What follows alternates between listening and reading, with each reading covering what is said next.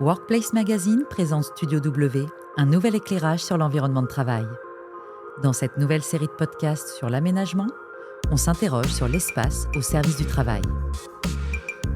Cet épisode a été réalisé avec le soutien de Tetris Design and Build, créateur d'espaces uniques pour mieux penser, mieux travailler, mieux vivre. Précédemment, nous sommes revenus avec Maria Yaneva sur le rapport entre aménagement et travail et sur les défis auxquels doivent désormais répondre les espaces. Aujourd'hui, nous nous penchons sur le rapport entre espace et activité à l'heure du flex-office et du travail hybride. Le flex-office ne date pas de la pandémie, mais il revêt aujourd'hui une dimension toute particulière, encouragée par les nouveaux modes de travail hybride qui dispersent les salariés entre domicile, bureau et espace de coworking. Mais alors, quelles sont les attentes des entreprises autour de ces nouvelles typologies d'organisation de l'espace ? Et quel rôle doivent désormais endosser les managers aux commandes d'équipes spatialement éclatées ?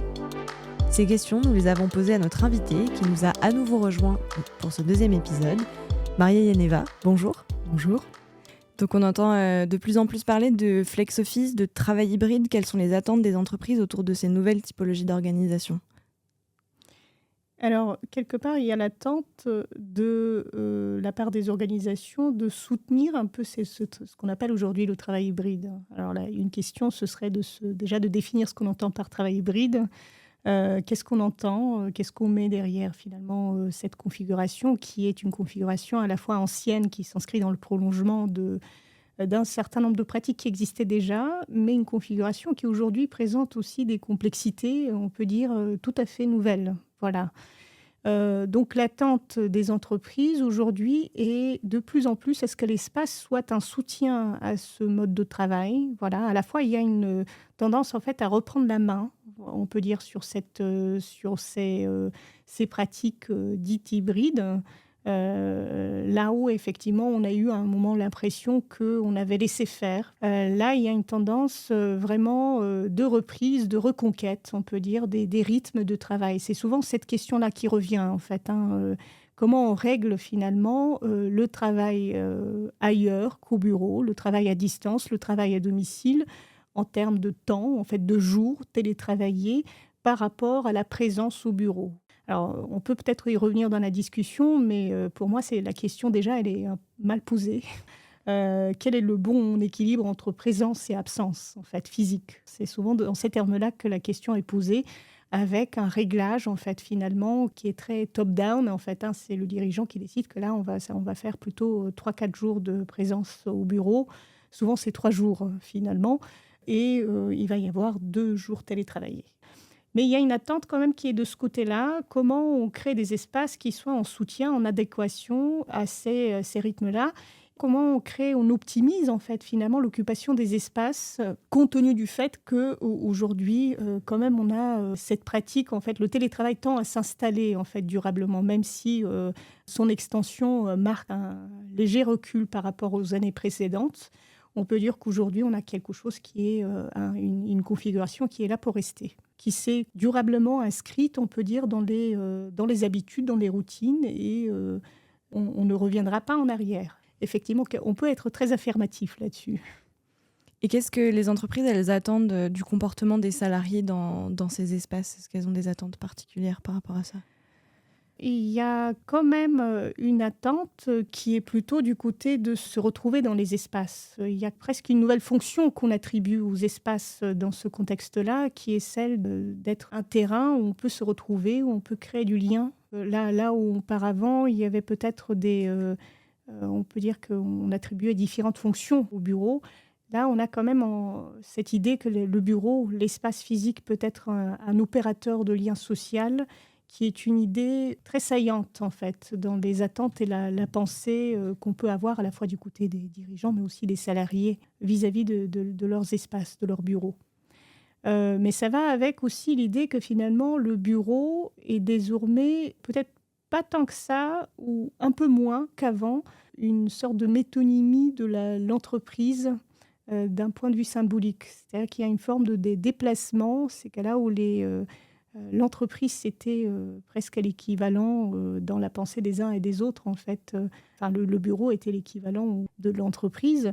Là, on a quelque chose qui s'est installé du côté de l'idée que l'entreprise peut être partout. On peut être au bureau en étant chez soi. Donc voilà, il y a une redistribution des espaces, parfois avec finalement, curieusement, des habitudes qu'on a pu prendre à la maison, en étant chez soi, en train de travailler face à son écran, en étant aussi moins entouré. On a par exemple moins aussi l'habitude de prendre des pauses. Et on se retrouve un peu dans la même dynamique en retournant au bureau. C'est-à-dire qu'on a eu par exemple des salariés qui découvraient avec un certain étonnement qu'en retournant au bureau, ils gardaient quelque chose des habitudes qu'ils avaient pris en travaillant à la maison. C'est-à-dire que là où auparavant, ils allaient boire des cafés avec les collègues, n'hésitaient pas à circuler, on a tendance à rester sur son poste et à prendre un peu moins le temps de discuter, d'aller voir, de faire cette démarche active qui consiste à aller voir les collègues. Donc il y a vraiment une forme de contamination entre différents espaces, mais qui finalement viennent se superposer. Donc il faut savoir articuler. Lorsqu'on passe en flex-office, quelle que soit la configuration initiale, en fait, que ce soit du flex-office, du bureau individuel, on a un peu cette idée qu'on devient en fait un travailleur un peu interchangeable. Voilà, on est tous les mêmes pour justement l'organisation, l'employeur. Et avec cette mutualisation des ressources, des espaces, ça va aussi avec souvent un projet qui est celui de mutualiser aussi, de monter en compétences sur des métiers qui auparavant en fait étaient plutôt assez spécialisés. En fait, on a pu entendre quelque part un peu ce discours-là du côté des salariés, l'impression de devenir un employé parmi d'autres, d'être pris aussi dans un mouvement de changement permanent. Le flex-office incite quand même, encourage les salariés à circuler. Donc il y a quelque chose qui doit être pensé de leur côté, en fait, de cette activité de circulation, de cette mobilité. Le choix de l'espace en fonction de la tâche dans laquelle ils sont engagés, c'est leur choix. Et quelque part, en fait, on a un peu le sentiment qu'on doit constamment chercher sa place dans l'espace du bureau et dans l'espace symbolique, quelque part, de l'entreprise. Donc, cette notion d'interchangeabilité est aussi, d'une certaine manière, l'indice d'une évolution. J'ai presque envie de dire du rapport, de la situation d'emploi, du rapport entre employeur et employé, avec finalement des droits et des obligations qui sont attribués à chacune de ces deux parties. C'est que l'employeur va déléguer quelque chose de la gestion de l'environnement de travail, des conditions de travail aux salariés, et que le salarié de son côté se retrouve incité à davantage d'autonomie, à davantage d'un travail d'organisation de sa propre activité qui auparavant revenait davantage à l'employeur. On se doit de penser sa place au travers de l'activité qu'on a et comment on la partage avec d'autres. Parce qu'autrement, on se retrouve en fait dans une solution qui effectivement cultive un peu ce changement permanent. La notion de flex-office, on l'a dit, n'est pas apparue avec le confinement, mais aujourd'hui, elle amène de nouvelles problématiques et de nouveaux points d'intention. Est-ce que vous pouvez nous expliquer lesquels ? Alors effectivement, le flex-office n'est pas un concept qui est apparu avec le confinement, avec la crise sanitaire. C'était bel et bien un type d'aménagement qui existait avant, qui avait été pratiqué par un certain nombre d'entreprises. D'une certaine manière, le travail hybride a accéléré le flex-office, soutient le flex-office, le rend d'une certaine manière plus, j'allais dire acceptable, mais peut-être que le terme n'est pas celui-là. Dans tous les cas, qui accélère quelque chose de cette tendance de réaménagement, de rationalisation des surfaces et des espaces qui auparavant avaient été pensés d'une manière plus autonome. Ce qui a changé avec l'hybridité, c'est la nécessité d'organiser quelque part sa présence au bureau, et de l'organiser de manière collective et coordonnée. Et ça, c'est vraiment un travail d'organisation qui souvent revient au manager de proximité, qui nécessite en fait un engagement fort, qui nécessite aussi de convaincre les équipes, de créer aussi des occasions pour que les uns et les autres puissent se retrouver. En fait, souvent, les entreprises avaient expérimenté différentes configurations pour régler justement ces pratiques hybrides, parfois avec finalement des hypothèses qui étaient celles de se dire « mais il va y avoir, par exemple, 1 ou 2 jours où je vais faire venir la moitié de mon équipe et je vais, de fait, pouvoir leur accorder davantage de temps. Et alors, l'autre moitié va rester chez soi et on va se retrouver tous à un autre moment. » Et très rapidement, on s'est rendu compte que, par exemple, lorsqu'on n'était pas coprésent sur site, lorsqu'on ne partageait pas le même espace, il y avait un certain nombre d'informations qui circulaient de façon plutôt naturelle et qui étaient inaccessibles pour le coup pour ceux qui n'étaient pas présents sur site.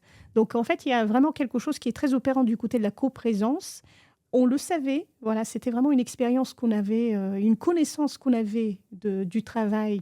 Mais on peut dire qu'avec les pratiques de travail hybride, la question de la coprésence comme objet de pensée, comme objet de gestion, est devenue très présente et très explicite. Là, il faut l'organiser, cette coprésence qui était là plutôt naturellement auparavant, puisqu'il y a chacun a ses jours de télétravail et beaucoup d'entreprises, en fait, finalement, se sont plutôt accordées sur le fait que c'est soit de la coprésence, soit du travail distribué à domicile, mais pas de l'hybridité, c'est-à-dire certains à distance et certains en coprésence. Donc, qui crée finalement effectivement deux niveaux, on peut dire deux espaces en fait, qui redistribuent un peu les uns et les autres dans différents types d'espaces et qui rend la communication, l'articulation de ces différents types de présence très compliquée en fait. Je ne sais pas si vous avez, très certainement d'ailleurs, vous avez déjà eu l'expérience des réunions hybrides.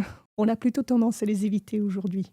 On est vraiment dans quelque chose de plus homogène en termes de présence. Et alors, pour revenir à ce que je disais au début en fait, de notre échange, effectivement, la question de comment on règle cette hybridité en termes de jours de présence ou de jours d'absence. Pour moi, la question est mal posée en ces termes-là, parce qu'on pourrait se la poser en d'autres termes, en termes notamment de qu'est-ce qu'une présence de qualité. Quelles sont les conditions qu'on pourrait mettre en place pour justement construire une coprésence de qualité, indépendamment de la médiation, du support qu'on peut utiliser. On peut être présent en étant engagé dans un travail collectif, en étant à distance. Mais alors, qu'est-ce qu'il faut faire pour que les uns et les autres puissent effectivement travailler bien à distance, par exemple. Et le distanciel pose quand même des problèmes aussi en termes de reconnaissance en fait, du travail, notamment du point de vue des salariés. On fait beaucoup de choses en fait, chez soi, on fait beaucoup de choses à distance, mais le travail, là, auparavant, il était naturellement, d'une certaine manière, visible. Là, il est réalisé à distance et donc il gagne en invisibilité. Donc, comment on fait finalement pour, d'une certaine manière, observer le travail, voilà, le connaître, le partager pour ce qui est des salariés, des pairs, parce qu'il y a des tours de main, il y a aussi des manières de travailler qui sont naturellement partagées en coprésence, qui ne peuvent l'être à distance ou plus difficilement, puisque là, en fait, il faut créer des occasions pour pouvoir partager. Mais alors, d'un point de vue managérial, comment on fait pour soutenir ces équipes en étant à distance? Et souvent, on voit qu'à distance, en fait, on relève, on repère, on se crée des indices qui permettent de suivre, en fait, de faire des hypothèses que les uns et les autres font, en fait, que ce soit le fait que la personne est connectée sur Teams. Si elle est déconnectée, qu'est-ce qu'on fait? Est-ce qu'on la contacte pour lui demander si tout va bien? Comment on l'aborde, en fait, hein? Parce que souvent, ça peut être aussi mal perçu si on vous appelle, en fait, parce que votre manager, par exemple, a repéré le fait que vous n'étiez pas connecté. Comment on vous aborde en vous demandant en fait si vous allez bien ou etc. Ça peut être vraiment un geste perçu du côté de la surveillance et du flicage en fait souvent. Voilà, alors que c'est potentiellement des interactions qui ont une certaine fluidité en espace ouvert, en espace en coprésence. Et donc là, la question, elle est du côté du collectif. Parce qu'on sait travailler à distance si on est à un bon collectif de travail, si on partage en fait des valeurs, un horizon commun, si on partage des objets de travail, et qu'à partir du moment où on est face plutôt à une collection d'individus, mais qui ne forment pas de collectif de travail, le travail à distance devient beaucoup trop problématique. Et là, l'espace finalement est d'autant plus important que pour justement soutenir quelque chose du travail collectif, pas du collectif de travail. Et vous parlez du coup de ce rôle des managers. Justement, ma question est quel est leur nouveau rôle dans la conception des modes d'organisation, dans leur mise en place, et quelles sont leurs missions maintenant qu'ils sont aux commandes d'équipes qui sont, vous l'avez dit, spatialement éclatées? Alors, les managers ont été, on peut dire, très éprouvés. Ils ont été effectivement en première ligne durant le confinement, parce que c'est eux qui ont essentiellement travaillé pour faire en sorte que l'activité puisse se poursuivre durant le confinement. Et aujourd'hui, face à cette nouvelle configuration qui est le travail hybride, ils ont aussi un travail supplémentaire qui est un travail d'organisation, d'articulation qu'ils doivent prendre en charge. et qui les place dans une situation quand même assez délicate d'une certaine manière parce qu'ils se doivent d'agir, d'installer cette régulation du travail hybride. Donc, ils sont face à des salariés qui souvent leur demandent en fait d'expliquer, de convaincre. Ils sont ils sont pris dans des organisations qui souvent ne leur donnent pas les moyens pour justement faire sens des transformations des organisations, des modes de travail, de la stratégie d'entreprise. Donc, ils ont une place en fait qui est entre deux d'une certaine manière, un travail supplémentaire qu'ils doivent réaliser au quotidien, qui n'est pas du tout aisé et finalement peu de ressources pour y répondre. Donc, quelque part, il y a un travail à faire, je pense, avec les managers, sur le métier du manager, sur la figure du manager moderne, mais qui est du côté finalement d'une réflexion autour du métier de manager et de la fonction de manager, là où souvent dans les entreprises, on a l'impression qu'on a fait le tour. Et là, tout particulièrement pour ce qui est des managers de l'encadrement intermédiaire, ils sont à la recherche de leur place en fait dans ces nouvelles organisations. Et comme je vous le disais tout à l'heure avec cet exemple du manager qui cherche à faire sens de la situation du salarié à distance, et ben là, il est amené aussi à prendre contact avec les salariés, à finalement inventer une manière de les aborder pour se faire une idée de ce qui se passe. Et souvent, les managers ont une responsabilité qui est une responsabilité à la fois une proximité forte avec les équipes. Mais aussi, ils portent aussi quelque chose de l'organisation et de la stratégie des dirigeants. Donc, c'est on peut dire une position un peu intermédiaire entre deux qui devient de plus en plus délicate et qui, d'une certaine manière, demande en fait, à être pensée. Voilà. Et pour qu'elle soit pensée, finalement, il faut leur laisser aussi de l'espace et du temps pour pouvoir penser leur travail tel qu'il est aujourd'hui, tel qu'il a évolué et les défis auxquels ils font face, les managers. Donc, on peut dire que c'est un public assez éprouvé par ces transformations du travail qu'on a plutôt intérêt à écouter aujourd'hui. Vous parliez de faire sens, cela nécessite une appropriation des espaces de la part des salariés. Comment cette question se pose-t-elle dans une organisation en flex-office ? Alors, pour moi, l'appropriation, elle est essentielle. C'est à la fois du flex-office, mais aussi des nouvelles formes d'organisation au sens large. On parle d'appropriation lorsqu'on est dans un mouvement de recréation, en fait, dans un mouvement créatif, où on reprend le donné, ce qui a été pensé par les concepteurs, par exemple au niveau des espaces de travail du flex-office, pour se l'approprier, c'est-à-dire le faire sien et le faire évoluer en adéquation avec son activité. Donc, dans ce cas-là, on est dans un mouvement d'appropriation. Et ce qu'il faut dire, c'est que ce mouvement d'appropriation, on le voit à l'échelle du collectif.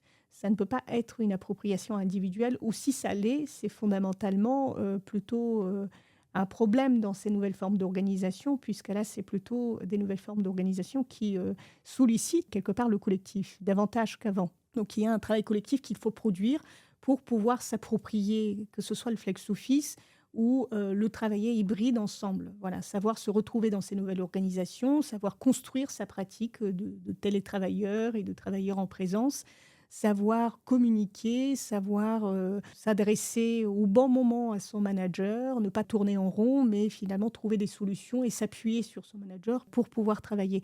Et fondamentalement, on peut dire aussi que le travail à distance a eu pour effet d'une certaine manière d'accentuer les silos là où les entreprises cherchaient à justement dépasser ce fonctionnement en silo. Dans cette configuration-là, l'appropriation devient encore plus nécessaire. Finalement, un mouvement d'appropriation, c'est un mouvement où on va repenser à la fois son travail en collectif et ses espaces. Et comment on fait pour le soutenir ? Finalement, on institue des espaces-temps où les uns et les autres puissent penser collectivement cette activité d'appropriation qui est une activité à part entière, qui est nécessaire à penser et que souvent, en fait, elle est peu soutenue par les organisations du travail. Parce que c'est un investissement, effectivement, que de s'accorder sur le fait qu'au-delà des réunions de travail, qui sont des réunions de travail finalisées sur des objets de travail, on s'ouvre un espace où on associe, on conçoit en fait un collectif. Voilà, on associe par exemple les membres des équipes qui travaillent à proximité pour aborder des questions de travail, mais en rapport avec l'espace et nos usages des espaces de travail et d'organisation. Et donc pour vous, où commence et où s'arrête la conception des usages ? Alors, pour moi, la conception des usages, effectivement, démarre avec le projet d'aménagement, c'est-à-dire avec la conception des espaces, et se poursuit dans les usages. Et quelque part, j'ai envie de dire qu'elle ne s'arrête jamais, en fait. Voilà, c'est une activité, on est toujours en train de reconcevoir continuellement son usage, ses usages, ses pratiques de l'espace et son travail, en fait. Finalement, lorsqu'on travaille, on n'est pas en train d'exécuter ce qu'on nous demande, on est en train de l'inventer, en fait. Donc ce décalage entre travail prescrit et travail réel qui est au fondement, on peut dire, des approches ergonomiques et l'approche qui est la nôtre, en fait, en psychologie du travail clinique de l'activité, pour nous est très importante. Et c'est une ressource aussi pour les entreprises, dans la mesure où, en fait, dès lors qu'on s'intéresse à ce que les gens font de ce qu'on leur demande de faire, on retrouve de la créativité, on retrouve des idées, on retrouve une expertise, des connaissances, un savoir qu'on n'a pas imaginé. Eh bien, merci Maria Yaneva pour cette discussion. C'était le dernier épisode de notre série de podcasts Studio W consacrée à l'aménagement. Merci pour votre écoute et à bientôt. C'était Studio W par Workplace Magazine. Un épisode réalisé avec le soutien de Tetris Design & Build.